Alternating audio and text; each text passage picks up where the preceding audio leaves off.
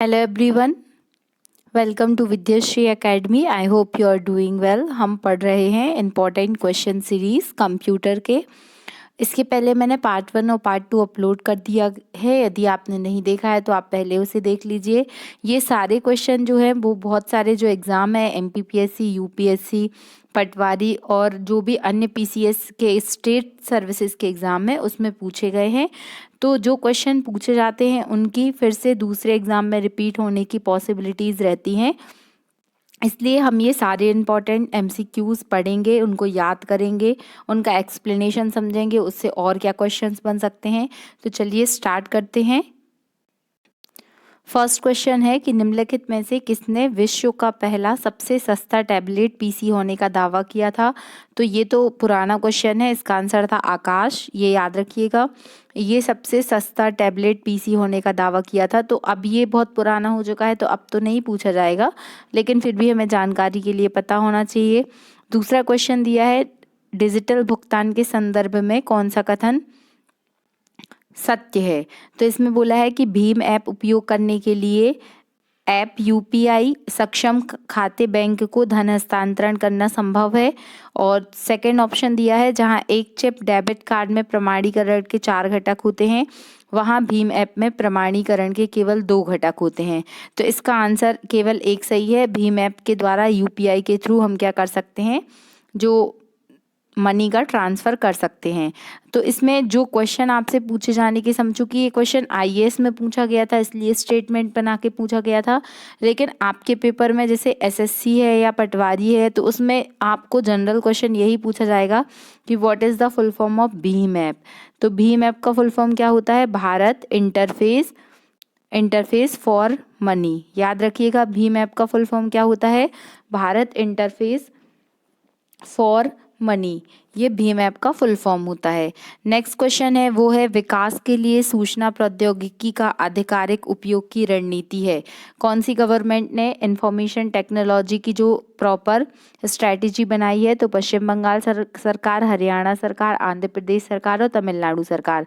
तो इसका आंसर है आंध्र प्रदेश गवर्नमेंट जो है उसने क्या किया है, आईटी के लिए एक रणनीति तैयार की है, इसको भी याद रखिएगा। फिर नेक्स्ट क्वेश्चन है कि विद्या वाहिनी परियोजना निम्नलिखित में से किस पर बल देती है। तो आंसर है कंप्यूटर शिक्षा। याद रखिएगा, विद्या वाहिनी योजना का संबंध किससे है, कंप्यूटर एजुकेशन और इंफॉर्मेशन टेक्नोलॉजी की ये क्या करती है, एजुकेशन देती है। डेकनेट, एक डेकनेट वेब पोर्टल है, तो इसका संबंध किससे है, तो ये ई एग्रीकल्चर से रिलेटेड है। अब ई एग्रीकल्चर क्या होता है, तो ई एग्रीकल्चर में होता है कि इससे आपको जो भी एग्रीकल्चर से रिलेटेड इन्फॉर्मेशन है वो मिलेंगी। डेकनेट ई एग्रीकल्चर से संबंधित है। कृषि एवं सहकारिता विभाग की यह क्या है, एक ई गवर्नेंस की परियोजना है, जिसे कृषि ऑनलाइन सुविधा के लिए जो एनआईसी है, नेशनल इन्फॉर्मेशन कमीशन के द्वारा बनाया गया है।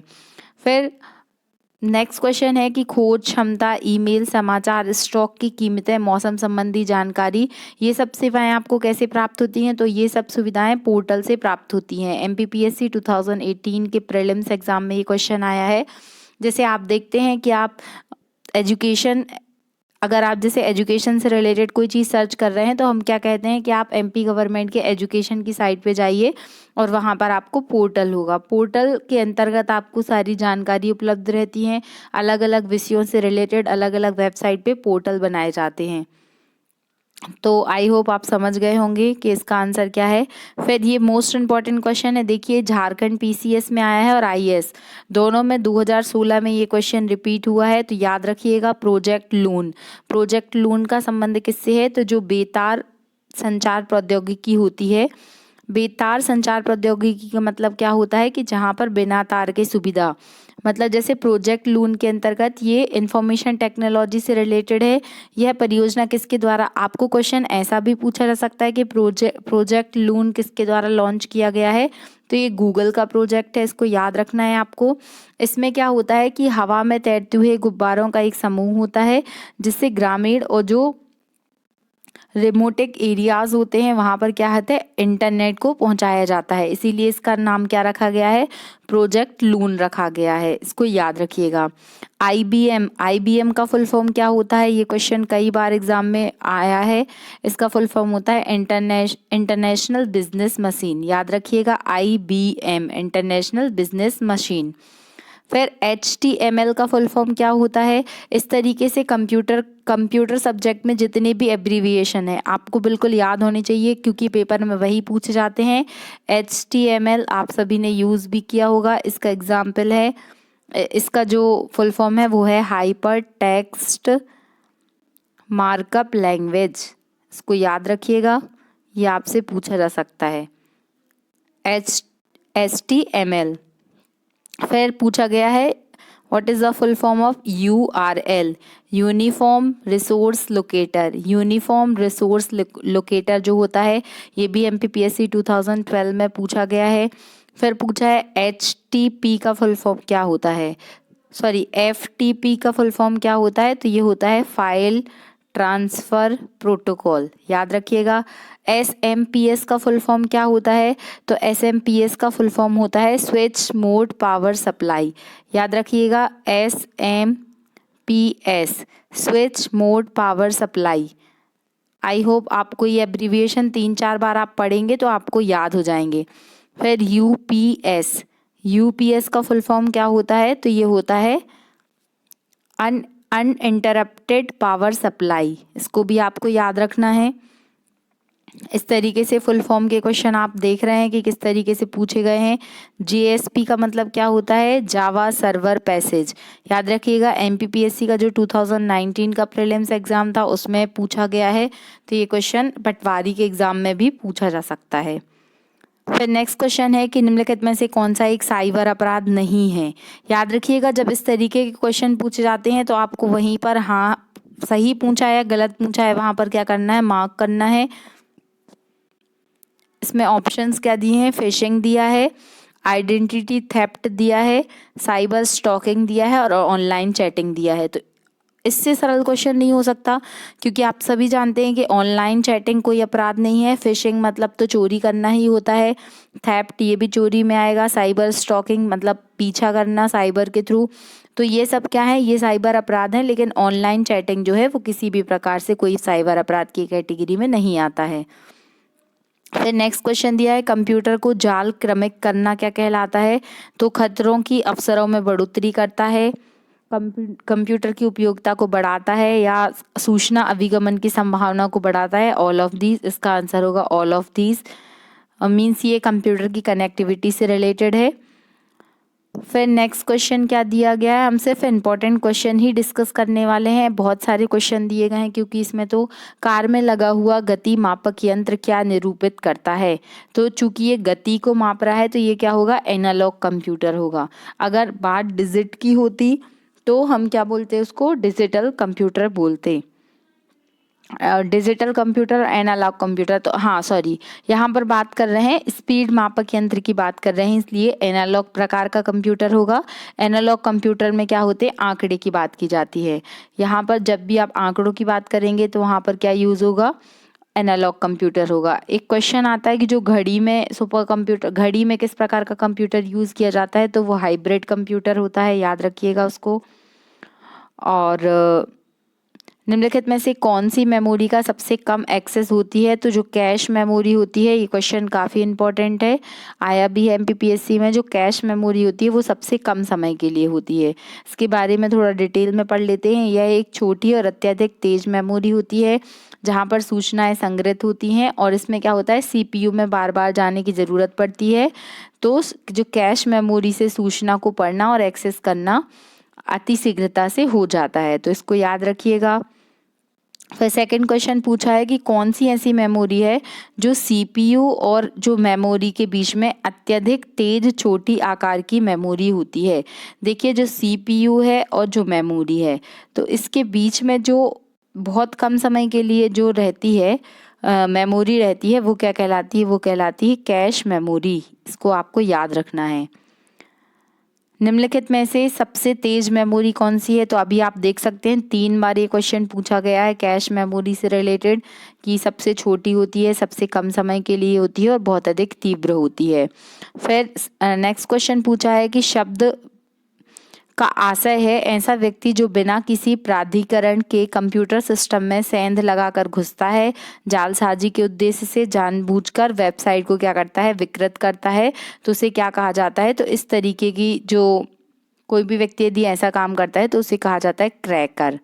याद रखिएगा, क्रैकर, क्रैकर शब्द से आशय ऐसे व्यक्ति से है जिसके पास वो अथॉरिटी नहीं है, लेकिन फिर भी वो किसी भी सिस्टम में जाके क्या कर रहा है, कोई गलत उद्देश्य से जानकारी को हैक कर रहा है, तो वो क्या कहलाएगा? वो क्रैकर कहलाता है। इस तरीके से आप जो क्रैकर होते हैं उनको ब्लैक हैट हैकर भी कहा जाता है। 2019 के प्रीलिम्स में ये एग्ज़ाम आया था और बहुत सारे लोगों ने इसको वाइट हैट हैकर लगा दिया था, हैकर समझ के। लेकिन याद रखिएगा ये टर्म आपको पता होना चाहिए कि वाइट हैट हैकर क्या होते हैं, ब्लैक हैट हैकर क्या होते हैं, इनमें से अच्छे प्रोग्रामर क्या होते हैं, बुरे क्या होते हैं। इस तरीके के क्वेश्चन अब पूछे जाने लगे हैं, तो आपको याद रखना है कि किस तरीके से है। फिर एक क्वेश्चन आता है साइबर क्राइम से रिलेटेड ही है, डॉस। डॉस का फुल फॉर्म तो डिस्क ऑपरेटिंग सिस्टम, ये तो हम बचपन से पढ़ते आ रहे हैं, लेकिन यहाँ पर जो साइबर की रिस्पेक्ट में बात होती है, DOS का, इसका फुल फॉर्म होता है डिनाइल ऑफ सर्विसेज। इसको आपको याद रखना है, ये क्वेश्चन काफ़ी एग्जाम में आ चुका है, तो इसको याद रखिएगा।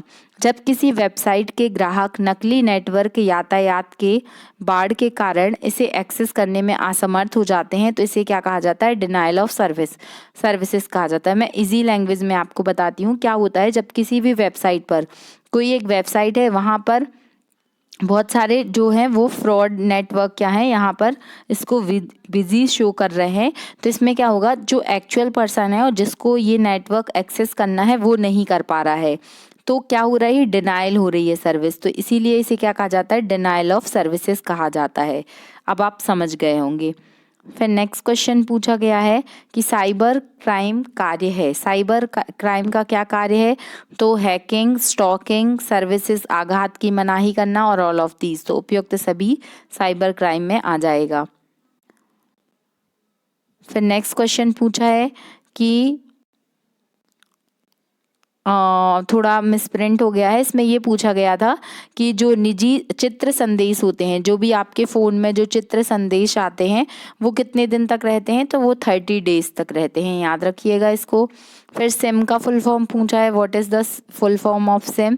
तो ये होता है subscribe identity module, subscribe identity module, याद रखना है आपको सिम का फुल फॉर्म। फिर ICT, तो ये तो सब्जेक्ट का ही नाम है, इंफॉर्मेशन एंड कंप्यूटेशन टेक्नोलॉजी, याद रखिएगा ICT क्या होता है? Information and computation technology. इस तरीके के क्वेश्चन आपसे पूछे जा सकते हैं। फिर सूचना प्रौद्योगिकी, यदि इंफॉर्मेशन टेक्नोलॉजी को आपको परिभाषित करना है तो हम कैसे बोल सकते हैं कि कनेक्टिविटी प्लस हार्डवेयर क्या होगी? कनेक्टिविटी होनी चाहिए हार्डवेयर के थ्रू, तो ये क्या होगी? इंफॉर्मेशन टेक्नोलॉजी की डेफिनेशन होगी। ये बहुत ही महत्वपूर्ण क्वेश्चन है। हैकिंग से आप क्या समझते हैं? तो हैकिंग सर्चिंग है कि सिक्योरिटी है कि दोनों नहीं है और इनमें से कोई नहीं? तो हैकिंग मतलब तो क्या होता है कि बिना किसी की परमिशन के उसकी चीज़ को लेना या चोरी करना, वो हैकिंग है। लेकिन सर्चिंग किसी भी तरीके से हैकिंग नहीं होती है और ना ही सिक्योरिटी हैकिंग होती है, तो इसका आंसर होगा इनमें से कोई नहीं। फिर कंप्यूटर हैकर है, तो कंप्यूटर हैकर ऐसा व्यक्ति होता है जो व्यक्तिगत लाभ के लिए दूषित इरादे से क्या करता है? कंप्यूटर की सिक्योरिटी का पालन नहीं करता है। फिर कंप्यूटर सुरक्षा में क्रैकर्स किस नाम से जाने जाते हैं? देखिए वही क्वेश्चन फिर से आया है। तो जो ब्लैक हैट हैकर्स होते हैं, जो ब्लैक हैट हैकर्स जो होते हैं उन्हें क्या कहा जाता है? उन्हें ही क्रैकर कहा जाता है, याद रखिएगा इसको। ये बिना परमिशन के जानकारी चोरी करने का काम करते हैं। फिर कमांड ले जाने की प्रक्रिया क्या कहलाती है? तो ये क्वेश्चन भी पेपर में आया है। जो कमांड ले जाने की प्रक्रिया होती है वो एग्जीक्यूटिंग कहलाती है, इसको भी आपको याद रखना है। मेन्यू में क्या होते हैं, मेन्यू में कौन सी सूची होती है, तो कमांड की सूची होती है, इसको याद रखिएगा। फिर वर्चुअल मेमोरी का आकार किस पर निर्भर करता है, तो डिस्क स्पेस पर निर्भर करता है कि कितना स्पेस है, उसी के आधार पे क्या होगी, उतनी मेमोरी स्टोरेज हो पाएगी।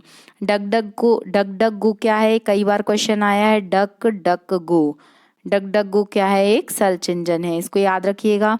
सर्च इंजन, ब्राउज़र, ये सारे नाम आपको एक लिस्ट बना के इसकी सेपरेटली याद करना है, क्योंकि ये पूछे जाते हैं। निम्नलिखित में से कौन सा सर्च इंजन है, तो पैकेट के थ्रू तो इन्फॉर्मेशन जाती है, ऐसा कोई सर्च इंजन हमने आज तक नहीं सुना है। कुकीज़, तो कुकीज़ भी सर्च इंजन नहीं होते हैं, लेकिन जो बाइडू है वो क्या है, सर्च इंजन है, इसको याद रखिएगा। फिर क्वेश्चन पूछा है कि निम्नलिखित में से कौन सा सर्च इंजन नहीं है, तो गूगल से हम दिन भर सर्च करते हैं, तो गूगल सर्च इंजन है। साइंस डायरेक्ट भी सर्च इंजन है, अल्टा विस्टा भी सर्च इंजन है, लेकिन जो ऑर्कुट है, ऑर्कुट सर्च इंजन नहीं है, इसको भी आपको याद रखना है। फिर नेक्स्ट क्वेश्चन है कि ईमेल का विस्तृत रूप क्या है, तो आप सभी जानते हैं ईमेल आप यूज़ भी करते हैं, इसका फुल फॉर्म क्या होता है, इलेक्ट्रॉनिक मेल। इलेक्ट्रॉनिक मेल और ईमेल की खोज किसने की थी, क्या आपको पता है? अगर आपको पता है तो कमेंट बॉक्स में लिखकर बताइएगा। ईमेल में 2 भाग होते हैं, जो दोनों भाग इंपॉर्टेंट होते हैं। एक होता है यूज़र नेम मतलब जो यूज़ कर रहा है या मेल भेज रहा है, और दूसरा होता है डोमेन नेम। याद रखिएगा इसको, यूज़र नेम और डोमेन नेम 2 चीज़ें इंपॉर्टेंट होती हैं। फिर एक क्वेश्चन पूछा गया था कि ईमेल में आपको ये मेल लिखा है mark.stall@itdesk.inform, इसमें डोमेन नेम कौन सा होता है, तो जो @ के बाद होता है तो वो क्या होता है, डोमेन नेम होता है।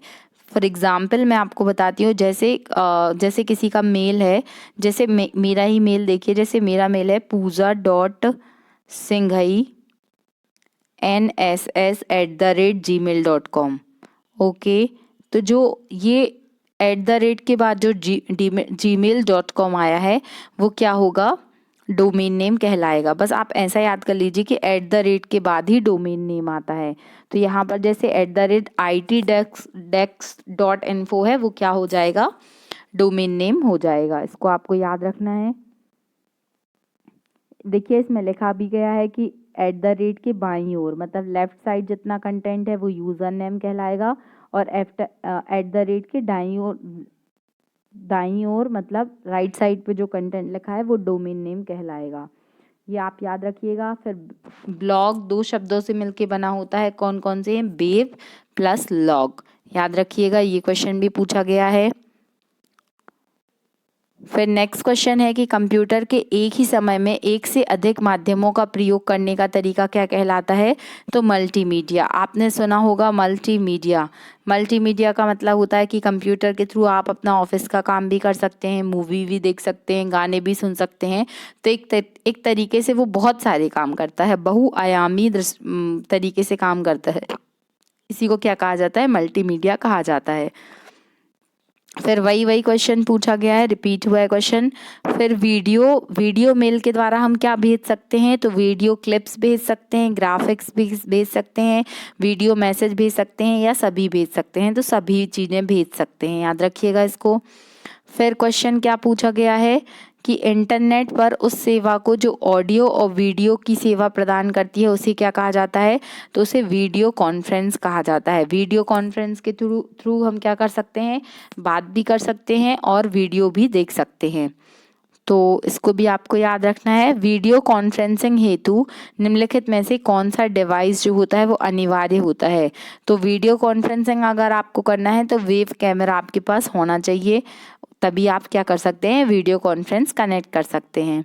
फिर ऐसा कौन सा टूल है जो वीडियो कॉन्फ्रेंसिंग में यूज़ नहीं होता है, तो वीडियो कैमरा ये तो आपको चाहिए पड़ेगा। डिस्प्ले जिस पे आपको दिखेगा, इसकी भी आवश्यकता होगी, और माइक्रोफोन, जो माइक्रोफोन रहेगा उसकी भी आवश्यकता होगी। लेकिन टेलीफोन की कोई आवश्यकता नहीं है वीडियो कॉन्फ्रेंस में, तो यही आंसर होगा। फिर CAD का फुल फॉर्म क्या होता है, कंप्यूटेड एडेड डिज़ाइन।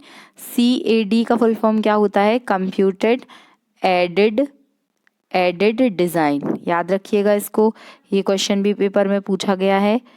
फिर OMR जो हमारे लिए बहुत ही यूज़फुल है, हर एक एग्ज़ाम हम इसी से देते हैं। OMR optical mark reader, OMR sheet जो आपको एग्ज़ाम में मिलती है फिल करने के लिए, जिसमें इस तरीके के क्या होते हैं, फिल करने पड़ते हैं गोले आपको इस तरीके से। OMR शीट आप सभी ने देखी होगी, आप सभी ने यूज़ की होगी। तो ऑप्टिकल मार्क रीडर याद रखिएगा इसको। फिर नेक्स्ट क्वेश्चन पूछा CAD, ये हम पढ़ चुके हैं। शासन के लिए कंप्यूटर के प्रयोग को क्या कहा जाता है? तो ई गवर्नेंस हम पढ़ते आए हैं कि सरकार की जो भी योजनाएं हैं, सरकार की जो भी स्कीम्स हैं, उसकी जानकारी ई गवर्नेंस के थ्रू क्या होती है, पब्लिक को प्राप्त हो पाती है। तो इसको याद रखिएगा। फिर नेक्स्ट क्वेश्चन है, कंप्यूटर अपनी शक्ति प्राप्त करता है अपनी गति से, स्मृति से, शुद्धता से, या ऑल ऑफ दीज? तो ऑल ऑफ दीज होगा इसका आंसर। मल्टीमीडिया में क्या क्या हो सकता है? तो मल्टीमीडिया में ग्राफिक्स, एनिमेशन, वीडियो, म्यूज़िक, आवाज़, सब कुछ हो सकता है। तो इसको भी आपको याद रखना है। फिर है, सिग्नल की शक्ति कम किए बिना नेटवर्क की लंबाई हम उपयोग करेंगे। तो रिपीटर होगा, राउटर होगा, गेटवे होगा, या स्विच होगा? तो इसका आंसर होगा रिपीटर। सिग्नल की स्ट्रेंथ को हम कम करे बिना नेटवर्क की लंबाई बढ़ाने के लिए क्या यूज़ करते हैं? रिपीटर का यूज़ करते हैं। फिर यूएसबी ये भी बहुत ही अच्छा क्वेश्चन है, पूछा गया है कि यूएसबी का फुल फॉर्म क्या होता है? ये होता है यूनिवर्सल सीरियल बस। याद रखिएगा, यूएसबी का फुल फॉर्म होता है यूनिवर्सल सीरियल बस।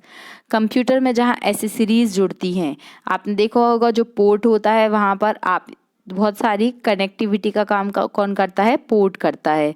तो जहाँ पर ऐसी सीरीज जुड़ती है उसे क्या कहा जाता है? पोर्ट कहा जाता है। नेक्स्ट क्वेश्चन है, कंप्यूटर में पासवर्ड सुरक्षा करता है। तो क्या करता है पासवर्ड सुरक्षा? जो भी सिस्टम है उसमें जो अनाधिकृत मतलब अनऑथराइज जो इंफॉर्मेशन होगी उसकी सिक्योरिटी का काम करता है पासवर्ड। इसलिए कंप्यूटर में for the purpose of security password लगाना आवश्यक होता है, याद रखिएगा इसको। फिर नेक्स्ट क्वेश्चन क्या पूछा गया है कि सूचना प्रौद्योगिकी की शब्दावली जिसे उपयोगकर्ता के ईमेल ज्ञात करने के लिए प्रयुक्त होता है वह क्या कहलाता है? तो वह कहलाता है फिंगर प्रोटोकॉल का हम यूज़ करते हैं, जिससे ईमेल का पता करने के लिए हम क्या कर सकते हैं? यूज़ कर सकते हैं। फिर बिबिलियोमेट्री, ये क्वेश्चन आया है एग्जाम में, यूपीपीसीएस में भी पूछा गया है। बिबिलियोमेट्री का संबंध है तो इंफॉर्मेशन टेक्नोलॉजी का एक उपकरण है बिबिलियोमेट्री। डिजिटल कंप्यूटर किस प्रिंसिपल पर बेस्ड है? तो डिजिटल कंप्यूटर लॉजिकल प्रिंसिपल पर बेस्ड है, याद रखिएगा इसको। निम्नलिखित में से कंप्यूटर निम्न में से कौन सा कार्य नहीं करता है? तो कंप्यूटर कंप्यूटिंग तो करेगा ही करेगा, प्रोसेसिंग भी करेगा, आउटपुटिंग भी करेगा, बट अंडरस्टैंडिंग कंप्यूटर के अंतर्गत नहीं है। कंप्यूटर कोई भी चीज़ जो उसमें प्रोग्राम डला हुआ है उसी के अकॉर्डिंग काम करेगा। उसमें इतनी अंडरस्टैंडिंग नहीं है कि वो आपके इमोशंस को और आपके इंटेंशन को समझ सके कि आप फ्रॉड नहीं कर रहे हैं, आप अच्छा काम कर रहे हैं। तो इस तरीके से याद रखिएगा, कंप्यूटर के अंदर अंडरस्टैंडिंग नहीं होती है। जो मेन जो उसके प्रोसेसिंग होती है, तो पहले इनपुट होता है, फिर प्रोसेसिंग होती है, फिर कंप्यूटिंग होती है और फिर आउटपुट होती है। इस तरीके से कंप्यूटर काम करता है। पहले क्या होगी, जो भी इंफॉर्मेशन है वो इनपुट होगी, फिर क्या होगी, फिर प्रोसेसिंग होगी। सेकंड स्टेप प्रोसेसिंग का रहेगा। थर्ड नंबर पर कंप्यूटिंग होगी, मतलब कंप्यूटर उसको उस पर वर्क करेगा, और फोर्थ क्या होगा, उसका हमें आउटपुट मिल जाएगा। फिर आपने एक अगर आप मोबाइल में आपने देखा होगा ऊपर जहाँ पर सिग्नल आते हैं वहाँ पर ऐसा कुछ लिखा होता है LTE। आपने नहीं ध्यान दिया होगा तो आप देखिएगा, एक वोल्ट WOLTE ऐसा लिखा रहता है। इसका मतलब क्या होता है? ये होता है long term evolution. Long term evolution जो होता है, और जो VOLTE होता है इसका फुल फॉर्म होता है voice over long term evolution. तो इसके बीच में अंतर पूछा है, तो ये IAS का क्वेश्चन है, इसको थोड़ा समझिएगा। जो LTE होता है लॉन्ग टर्म एवोल्यूशन, इसमें 3G के रूप में विपणन इसको किया जाता है, और जो VOLTE होता है उसको एडवांस उन्नत 3G के रूप में विपणन किया जाता है।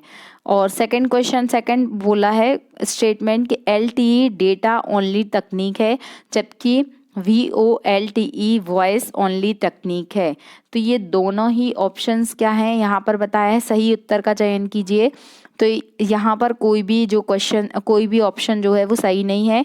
इसका आंसर क्या होगा इसे समझिएगा कि लॉन्ग टर्म एवेल्यूशन। याद रखिएगा, what is the full form of LTE, long term evaluation. ये क्या होता है, LTE का फुल फॉर्म होता है, और जो वोल्टी होता है इसका फुल फॉर्म होता है voice over long term evaluation.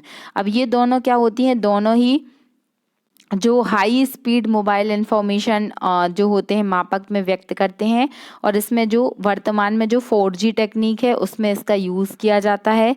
तो इसको आपको याद रखना है, 3G के लिए नहीं, ये 4G के लिए यूज़ होता है। अब आज ही आप देखिएगा क्या आपके फ़ोन में ऐसा कुछ ऊपर लिखा है कि नहीं लिखा है, तो आप समझ जाएंगे। इस तरीके से IAS के एग्ज़ाम में थोड़ा सा एडवांस और थोड़े से क्वेश्चन ऐसे बड़े क्वेश्चन पूछे जाते हैं। अभी हम अपने एग्ज़ाम के अकॉर्डिंग देखेंगे कि कौन सी पूछा है कि इनमें से कौन सी उच्च स्तरीय प्रोग्रामिंग भाषा है। तो इसमें बताया गया पास्कल है कि कोबोल है कि बेसिक है, तो ऑल ऑफ दीज। जो पास्कल, कोबोल और बेसिक है ये सारी ही भाषाएं कौन सी हैं, हाई लेवल प्रोग्रामिंग लैंग्वेज हैं। याद रखिएगा इसको। फिर असेंबलर का क्या कार्य होता है, तो असेंबलर असेंबली भाषा को क्या करता है, मैकेनिकल भाषा में कन्वर्ट करने का काम करता है, ये असेंबलर का काम होता है। तो ये वीडियो बड़ा हो जाएगा, फिर आपको देखने में दिक्कत हो सकती है, तो हम इसे पार्ट में ही पढ़ेंगे। तो पार्ट 1 पार्ट 2 मैंने पहले अपलोड किया था, ये पार्ट 3 है, आप इसे देखिएगा। आप बहुत अच्छे से पढ़िए इसको, जो क्वेश्चंस आपको नहीं बन रहे हैं आप उनको नोट कर लीजिए, 1 से 2 बार सुन लीजिए, आपको डेफिनेटली याद हो जाएगा। और एग्ज़ाम के लिए ये क्वेश्चन बहुत ही महत्वपूर्ण है, चूँकि ये क्वेश्चन वेरियस एग्ज़ाम में आए हुए हैं, इसीलिए हमें इनको पढ़ना है। और अगर आपको वीडियो अच्छा लग रहा है, मेरा एफर्ट्स अच्छा लग रहा है, तो प्लीज़ अधिक से अधिक लोगों तक इसे शेयर करें, और चैनल सब्सक्राइब नहीं किया तो प्लीज़ सब्सक्राइब करें। Thank you so much. जय हिंद, जय भारत। हंसते रहिए, खुश रहिए।